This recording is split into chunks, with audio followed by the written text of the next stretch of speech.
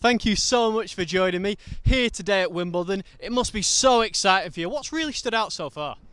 I think Wimbledon has always got that really classy energy about it, and even when the weather's a bit gloomy, which it has been today, people come out looking forward to a good day of tennis, and finally the sun's starting to come out a little bit, so the tennis is underway, and there have been really great matches this year so far, and today's no exception of that. So I think when the tennis is good, everyone's really enjoying themselves. And obviously you've played here, you've played in France, you've played in Australia at the very highest level. Is there something extra special about the Wimbledon atmosphere?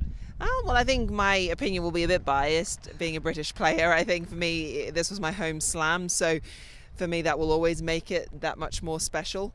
But I know a lot of players on tour do love the air about Wimbledon. It is different with the almost all white rule now, and I think for that reason it has its own little unique traditions, which is very different to the other slams. Absolutely, and obviously playing at Wimbledon must have been fantastic for you. What was your favourite moment that you've ever had during Wimbledon? My favourite moment? I can't really pick. I guess a standout moment for me would be when I played Simona Halep under the roof on centre court. It was the first time I'd played under the roof, so I'd never heard the acoustics of it before, and it was a full stadium, and it was a really tough, high level competitive match, and coming through that, but just in general the whole energy and the atmosphere from the crowd, it was something special. Can you tell me a little bit about growing up in Australia and how you originally fell in love with the game? I think it was more the fact that sport was always going to be a part of my landscape growing up, but not necessarily professionally, but it was an important aspect to my development as a young child. My parents were really keen for me to have sport as a hobby, as a physical education for me. And so it was more by chance that tennis was kind of the route that I ended up taking, and fell in love with it to the point of wanting to be a professional.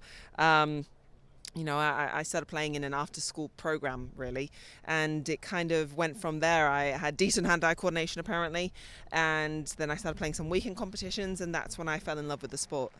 Talk a little bit about your family there, your parents. I know that you come from a sporting family because your granddad played for Hungary in football, right? Yes, he did. He was part of the 50s Hungarian national team, and then he became a very successful football coach. He coached Ghana the year they won African Cup of Nations back in the day, and my mum travelled a lot because of that, because he worked as a coach internationally. She lived all over Ghana, Ethiopia, Iran, so it was quite a colourful upbringing for my mother in that respect. And my grandfather on my mother's side, my great-grandfather on my mother's side was a famous jockey, trotter, so there is some sporting heritage in there, I guess. And can you talk to me a little bit about that period where you played in Barcelona at the academy? That must have been an incredible experience. It was unique at the time. It was, coming from Australia at that time, it felt very far and very hard to access the rest of the world when it came to tennis, and tennis was very much and I guess still is, but more so then, very much a hub in Europe or in North America. So it was more of a desire to be closer to the heart of tennis more than anything, and the stepping stone was Barcelona, was Spain. I went to an academy there, and while I was there, my parents were planning to come from there and actually moved to Spain, and it just didn't work out like that. I ended up coming here to the UK, and we just never left. It's amazing, obviously, that you moved to the UK, you become such a tennis phenom, and there's so many fantastic women playing here today. In this competition, are there any women that remind you of you? Obviously, you were so powerful, you could create angles. Are there any women that are a bit reminiscent of the way you used to play? Oh, I don't know. I think, everyone... Actually, I don't know. I haven't really thought of that, and I haven't looked at anyone kind of thinking, do they play like me?